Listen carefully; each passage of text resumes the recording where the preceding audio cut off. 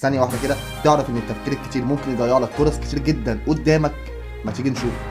السلام عليكم ورحمه الله وبركاته، ازيكم عاملين ايه؟ يا رب تكونوا بخير. طبعا كلنا عارفين ان التفكير الكتير وانك تشغل دماغك ده شيء كويس جدا، لكن المشكله التفكير الزايد او التفكير المفرط. اللي عايز اقوله لك ببساطه ان في ناس كتير جدا ضيعت فرص كتير جدا قدامها بسبب زياده التفكير او بكتر التفكير المفرط، او بسبب ان هو مش عارف ياخد قرار.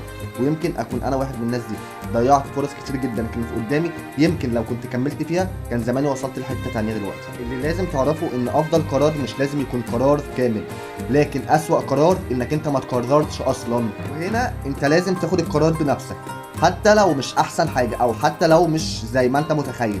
خد القرار، وبعد ما تاخد الخطوه دي ممكن تغير اي شيء في التركيبه عادي، مفيش اي مشكله. لانك لو ما عملتش كده هيكون الندم مرتين، مره على خسارتك والمره التانيه على انك ما اخدتش القرار بنفسك. وفي الخاتمه احب اقول لك لو عندك اي قرار مأجله ابدأ فيه من النهارده. ما تنساش لو الكلام ده عجبك تعمل لايك وتشترك في القناه. والسلام عليكم ورحمه الله وبركاته.